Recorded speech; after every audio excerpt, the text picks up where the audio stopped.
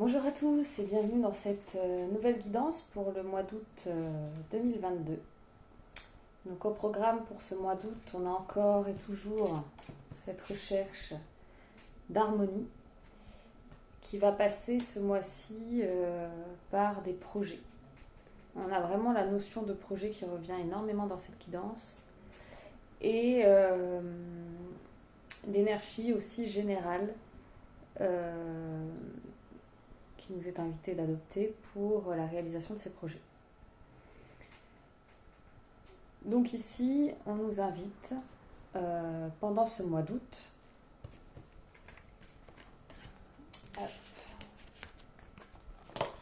d'être dans l'instant présent, cultiver l'innocence. On a la carte du plaisir et la carte danser.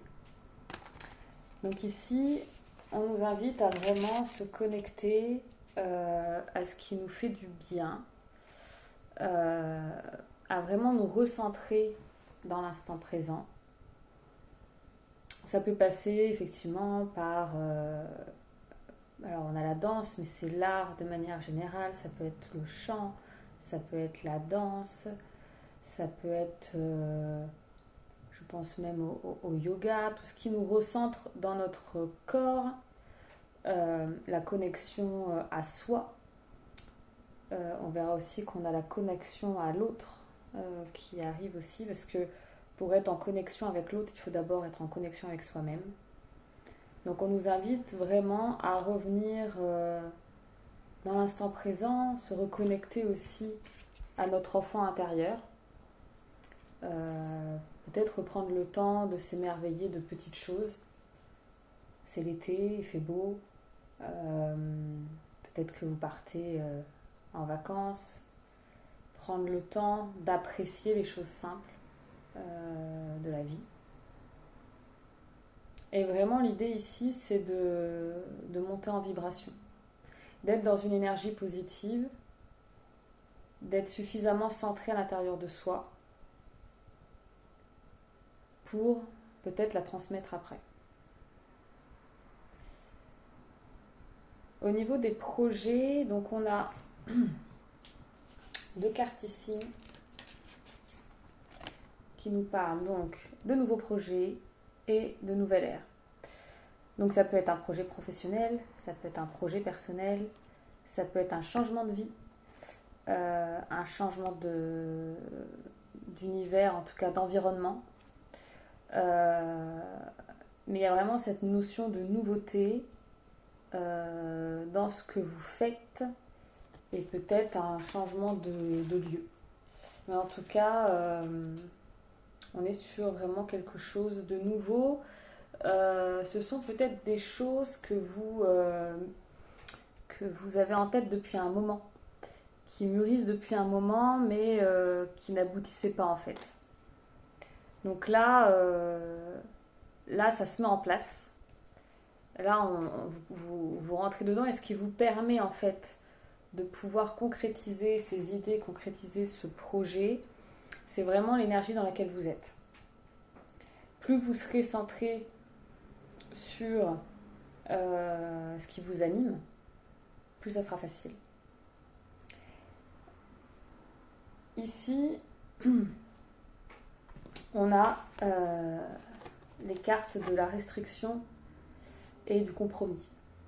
Donc ça veut dire que potentiellement, vis-à-vis de ce projet, vous pouviez avoir des choses qui vous bloquent. Ça peut être des croyances limitantes, elles reviennent toujours. Hein. Mais au niveau... voilà, si vous n'y croyez pas, ça ne marchera pas. Donc il faut vraiment, si vous vous lancez dans ce projet, y croire pleinement et être dans une énergie positive. C'est comme ça que vous attirerez l'abondance en fait. Hein. C'est comme ça que ça va se matérialiser.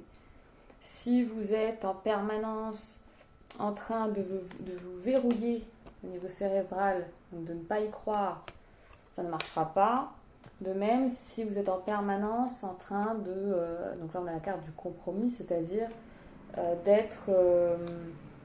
j'avance, je recule, je fais les choses peut-être à moitié, ça ne marchera pas non plus.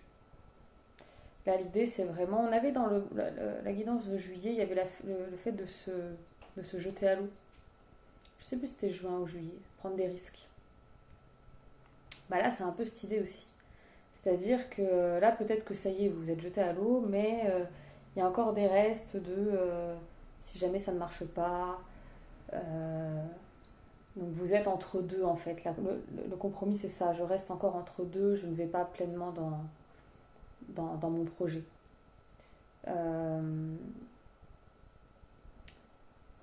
Et les restrictions, c'est tout ce qui va vous bloquer au niveau du mental.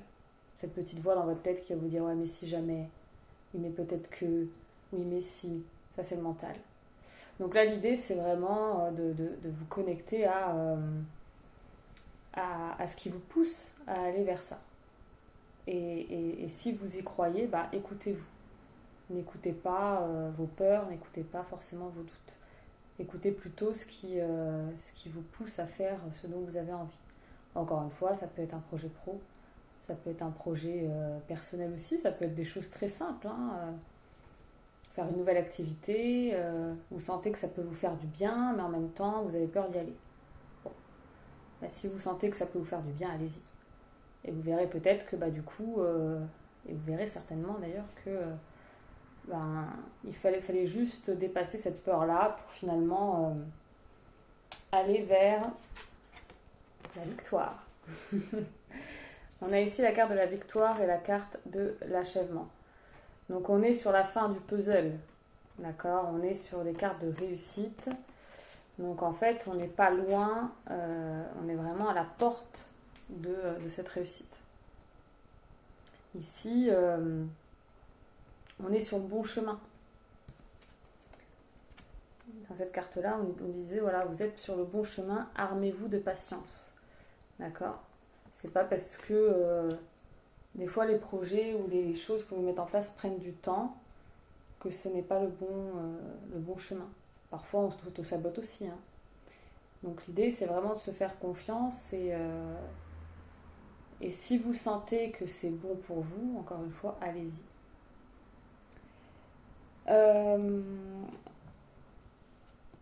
Ça va demander quand même de la discipline, surtout si c'est du pro. Là, c'est une carte plutôt pour les projets professionnels. Ça veut dire que d'accord, je m'écoute, d'accord, j'y vais, mais pour autant, ça va pas se faire tout seul, quoi. Si vous avez un projet professionnel en tête, ça va vous demander de la rigueur, ça va vous demander de la discipline et d'y aller vraiment. Pas attendre, pas juste enclencher le truc et puis attendre que ça se passe, quoi. D'accord ? Donc ça en yoga on appelle ça tapas. La discipline dans dans notre pratique. Ou ça peut être aussi la discipline de notre état d'esprit. D'accord ? On voit beaucoup de stages pour améliorer notre mindset. Et là ça peut être ça aussi. D'accord ? Donc c'est-à-dire je reste focus sur si j'ai tendance à m'auto-saboter, là du coup je me discipline à croire en moi, je me discipline à aller à faire les choses concrètement dans la matière pour que mon projet aboutisse. Ici on a la carte des affaires, donc qui peut être aussi en lien avec le professionnel, qui est en lien aussi avec la réussite. Donc là voilà, il y a des choses qui se mettent en place concrètement. Et on a toujours la carte du cœur, d'accord ? Donc c'est des choses potentiellement qui sont bonnes pour vous.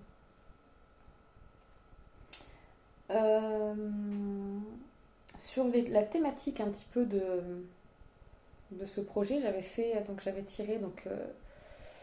sauter des cartes de l'oracle Mission de vie d'Isabelle Serre. Et donc sont ressorties l'indépendance d'organisation. Donc peut-être que ce changement, en fait, pour vous, c'est ce besoin d'indépendance, d'accord ? Donc ça peut être encore une fois pro ou perso, mais en tout cas, vous avez besoin d'être autonome sur ce que vous mettez en place et indépendant. Besoin de dépendre de personne. Donc si vous êtes indépendant, encore plus, la discipline elle est importante. Hein. Parce que du coup, si vous ne faites pas les choses, personne ne les fera à votre place. Et sont sortis le partage, formation, apprentissage. Donc le partage, c'est pour ça tout à l'heure je vous disais, si on veut partager les choses, il faut d'abord avoir des choses à partager. C'est-à-dire que nous-mêmes, il faut être dans un bon état d'esprit si on veut être dans le partage avec les autres. D'accord ? Sinon ça ne marche pas. Si on est en permanence dans la peur et les doutes, ou dans la colère, et ben on va partager la peur, les doutes et la colère. Donc je ne pense pas que... En général, on ne souhaite pas partager ça, hein, c'est pas l'objectif. Donc si on veut vraiment être pleinement dans le partage avec les autres, et ben il faut d'abord avoir une bonne relation avec soi-même. D'où les premières cartes sont importantes. Et formation, apprentissage, donc ça peut être un domaine de compétences, c'est-à-dire que vous puissiez transmettre des choses, ou ça va vous demander, du coup, pour votre nouveau projet, de continuer à vous former et d'apprendre, d'accord ? Pour complémenter vos connaissances. Ça va aussi avec cette carte, hein, la discipline, avec ces personnes qui étudient, tout en sachant qu'on étudie en permanence. Je vois moi dans mon domaine, je pourrais être en permanence en formation et apprendre des choses. C'est ce qui nous permet aussi d'avancer, hein, dans ce qu'on a envie de faire et de ne pas stagner. Voilà, donc pour résumer, en gros, l'idée c'est de vraiment retrouver une bonne énergie si vous l'avez perdue ou si vous êtes dans une période de mou, ou en tout cas de la garder. Garder aussi l'harmonie, je pense même... il peut y avoir des phases où on est un peu plus en Ayurveda on dit kapha ou tamas, donc un peu plus passif, des périodes où on pourrait être un peu hyperactif. L'idée c'est de trouver toujours cet équilibre entre le faire et le non faire. Rester dans une bonne énergie, connecté à l'instant présent, connecté à notre enfant intérieur, qu'est-ce que je veux, qu'est-ce qui me fait vibrer, être sur des activités qui nous apportent du plaisir et de la joie pour pouvoir ensuite le partager. Ok ? Suivez votre cœur, suivez votre intuition. Là, on a toujours cette carte avec chakra cœur, chakra troisième œil, intuition. Et vous êtes sur le bon chemin.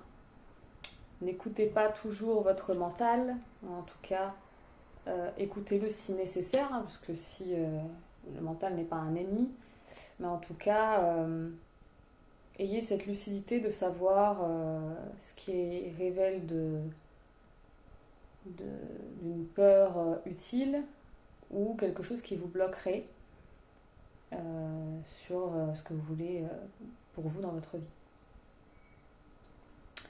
Donc voilà, faites-vous plaisir, soyez joyeux, soyez heureux, et puis continuez votre chemin, vos projets personnels ou professionnels, et puis on se retrouve en septembre. À bientôt.